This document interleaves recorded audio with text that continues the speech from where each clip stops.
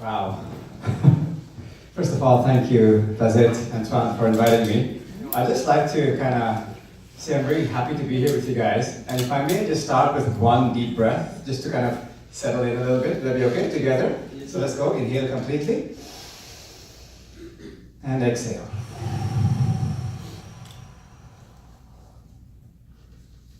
Cool. That was more for me, actually. So thanks. So, just to put some context around why I may be here, I consider myself a yogi-preneur. So let me focus on the yoga entrepreneur smushed together. So on the preneur side, just give you a quick little snapshot. My first company, Bodhi, won Entrepreneur of the Year award twice in Quebec and in the business community here in Montreal. I'm very grateful and honored to say that our clients are pretty much the iconic companies here in the Quebec region, Bombardier, Hydro-Quebec, Desjardins, and so on. 2 years ago, I started a not-for-profit called Daana, and it won the CBC Media Prize nationally for Startup of the Year. And we also ran the wellness program in Marrakesh, Morocco at the Climate Change Conference, COP22. I don't want to say all that to impress you, but just to let you know that I got my hand in the startup world, so if you have any startup questions, I'm very cool with that. And also as a yogapreneur, I'm also a yoga consultant, so I see a lot of people one-on-one, and in that journey, I've seen pretty much every kind of person, from little kids to, top-level athletes, entrepreneurs, industrialists, businessmen, handicapped people, elderly homes. And I want to focus more today on talking about the other side, not the preneur side, but the yoga side, and what that might have to do with growing rich. So there's a wonderful teacher called Swami Vishnu, and he said, health is wealth, peace of mind is happiness. Health is wealth, peace of mind is happiness. So you've heard a lot of perspectives today, perspectives on branding, perspectives on sales, on building, on persistence. And the perspective that I'd like to give you is from very, very far, like a really, really bird's eye perspective. And from this perspective, I kind of want to set the scene by saying we come into this life empty-handed, we leave this life empty-handed, and all we have in the middle are a bunch of experiences. So to me, a rich life is a life that has had pleasant, wholesome, joyful, helpful experiences. So from that context, what would be a rich life? Now, just touching upon the theme of yoga, according to yoga, we actually have 5 bodies. And the idea is that if these 5 bodies are healthy and thriving, you're having a rich life. So I'm going to kind of use this 5-body analogy. So this first body that we have is this physical body, the body that you see in the mirror. All the material stuff, the bones, the muscles, the organs, the cells, all that stuff is called the food body, the body we build with food. So how do you keep this food body in optimum health? As in, health is wealth. So, of course, there's so many ways. Fitness, training, running, and I love sports and I love fitness and cardio. I want to suggest to also give yoga a try, if you haven't already. Because what you do with yoga is that you really move your body in so many ways, pretty much every conceivable way. It just makes the body very dexterous, very versatile. So when you're out there, the body's not a concern. You know your body can handle it because you just moved it in so many different ways.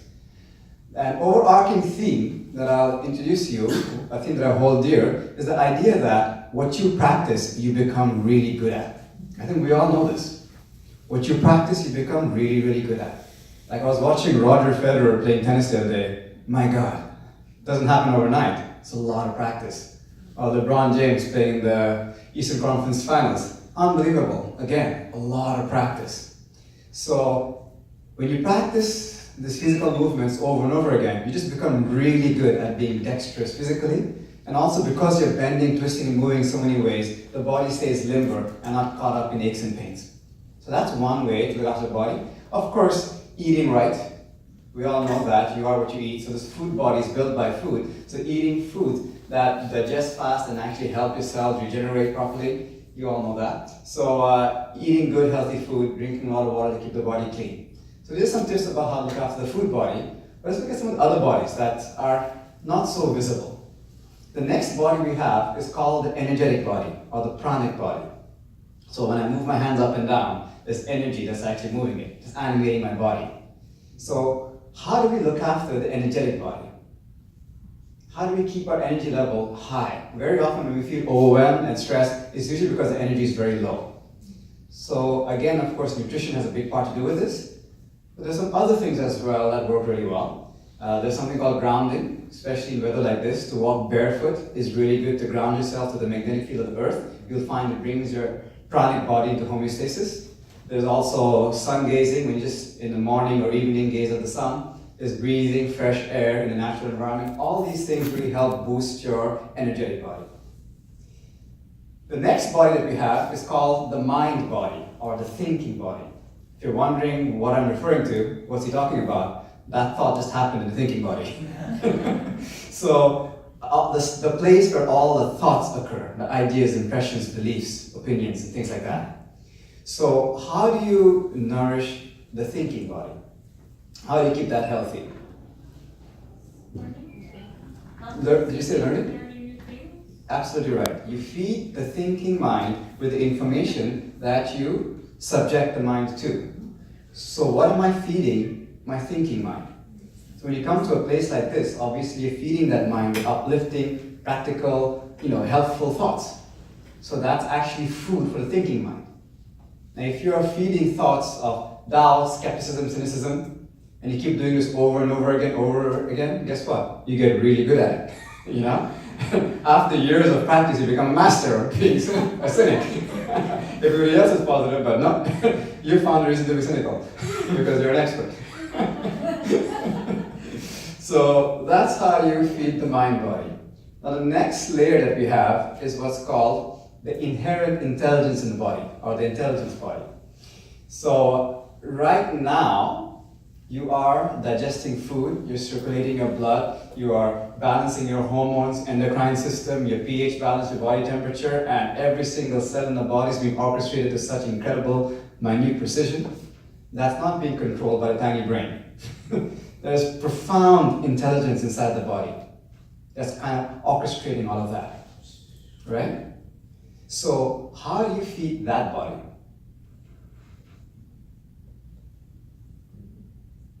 You feed that body with the emotions that you subject your body to. You subject the body anger, fear, depression, hatred, ill will, resentment. That's literally poison for that intelligence in the body. You feed the body with emotions like kindness, compassion, generosity, gratefulness, patience. That's a nutritive soup for the inherent intelligence in the body.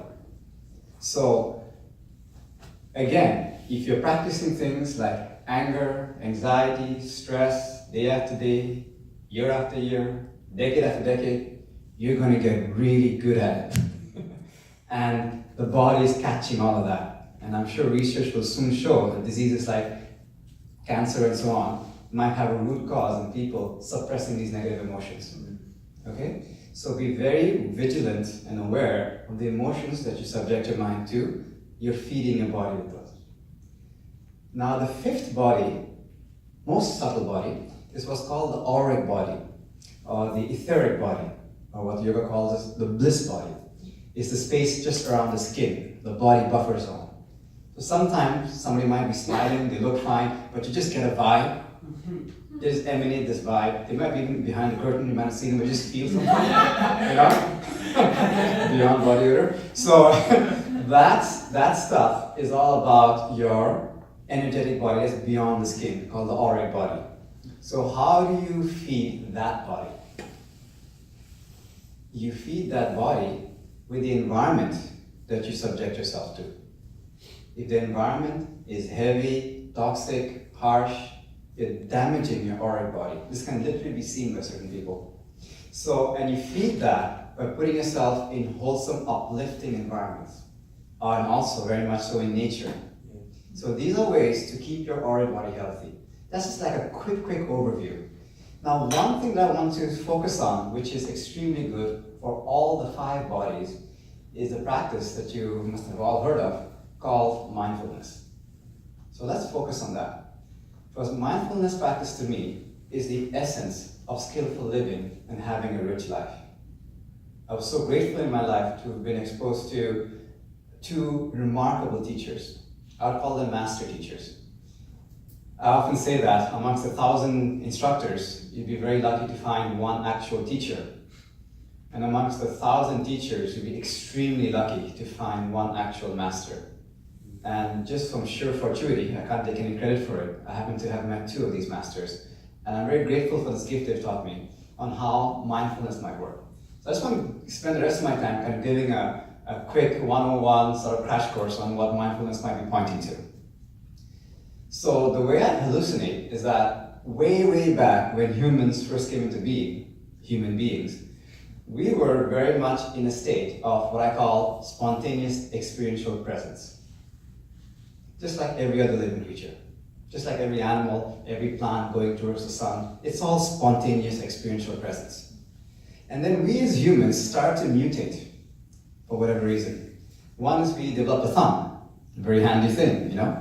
Pull the bow and arrow, pick things up, give us a big advantage over other species. Something else we started to do, we started to communicate. I imagine version 1 was very crude, you know, like was 1, was 2, you know? But we got better at it. We practiced and got better at it. And then we started to get more sophisticated. We started to develop language, vocabulary, and then we started to communicate.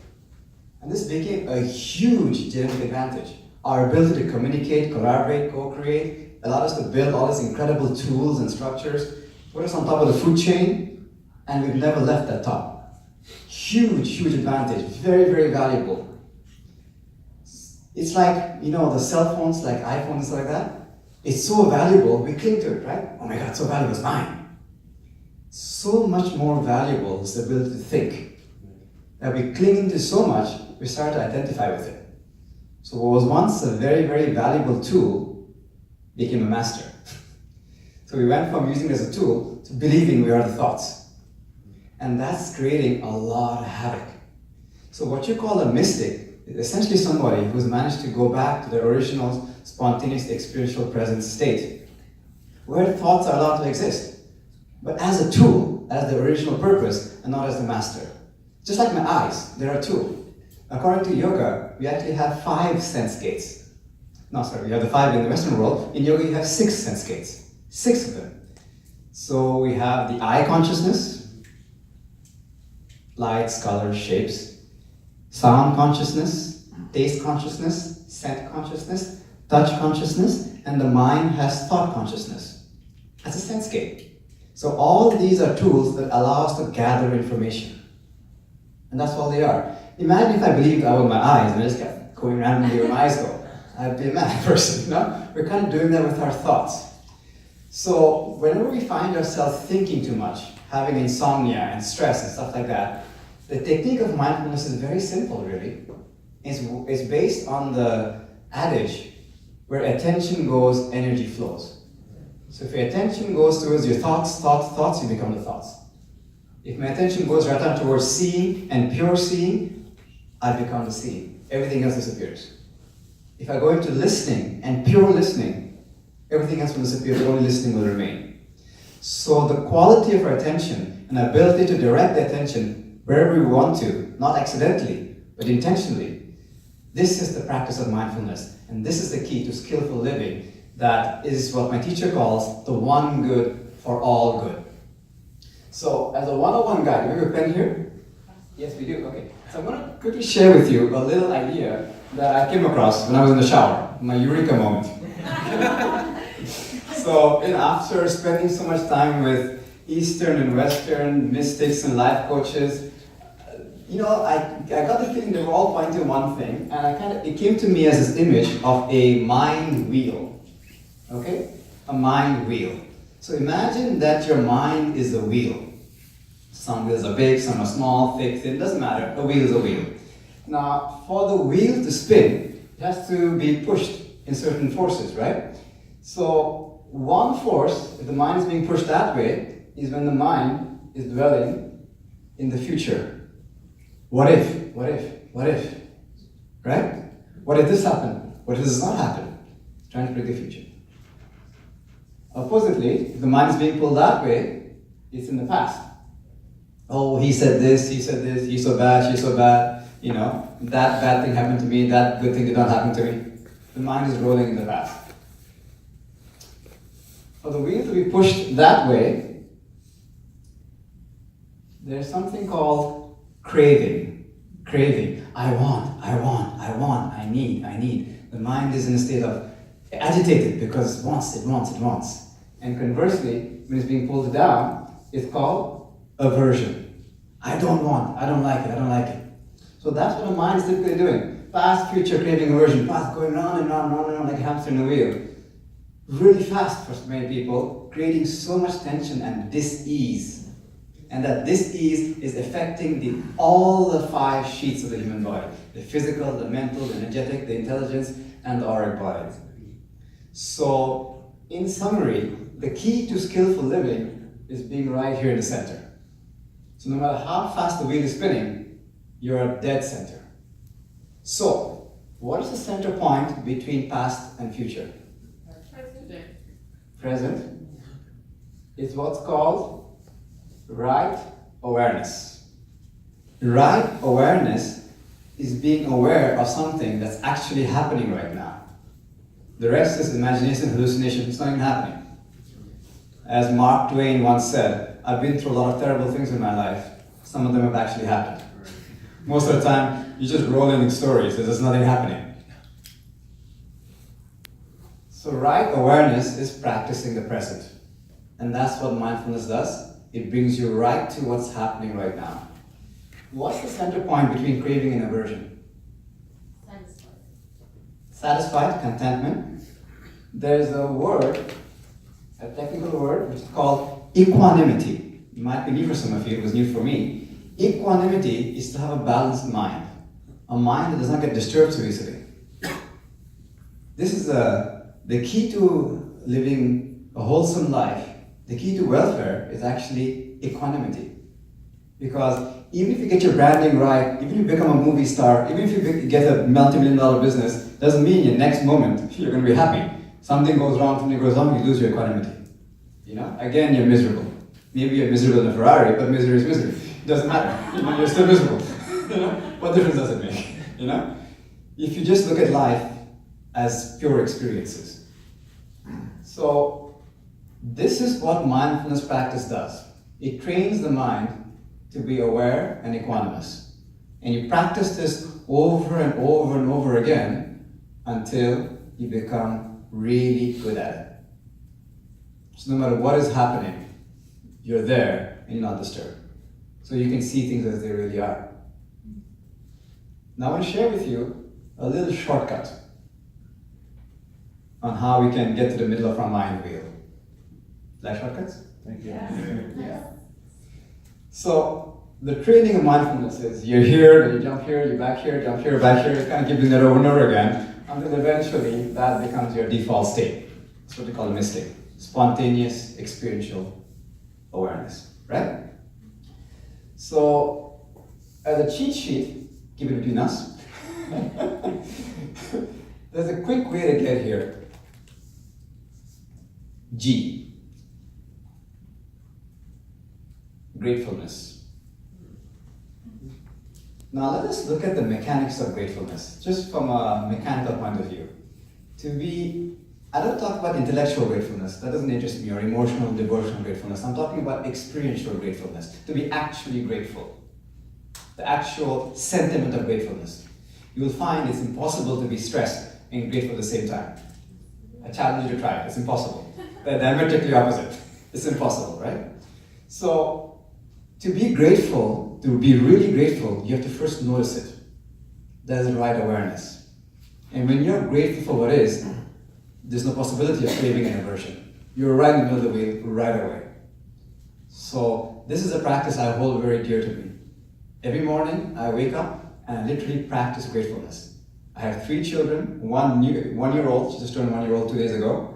And I'm waking up thinking. So, sometimes I wake up at 4 a.m., 5:30 a.m.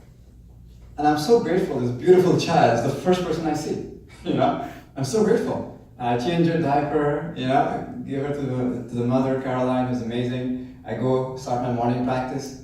Gratefulness. I could be grumpy and say, oh, come on, kidding me? 4 a.m., you know? But I'd rather choose to use the golden frame of gratefulness. If I can use the frame of gratefulness, I know I'll be all right. And here's the thing about experiences. No matter what you're experiencing, there are only two possibilities. Either you're thriving or you're learning. And they're both cool. Yeah. Yeah? Yeah. So if you're not learning, now you're not thriving. That's kind of foolish. But if you frame it as, okay, so I'm thriving, I'm so grateful I'm thriving, I appreciate so much, thank you for our friendship, thank you for the good health, thank you for this beautiful house, whatever it might be. And if you're learning, cool, thank you for the lesson. What's great about this? I'm learning this. Got it. Only two options. So, golden frame of gratefulness. No matter what is happening, to ask powerful questions. And the most powerful question is, what's great about this? What am I grateful for? That's how we learn our lessons. So, I just want to kind of leave you with this. I know it's getting late. It's 9 p.m. So I think I'll just land there. And just know that this is what I do for a living. I've been teaching this stuff for over 16 years in companies and retreats and so on. Just had a retreat this weekend. It was 2 days in perfect silence with 30 people.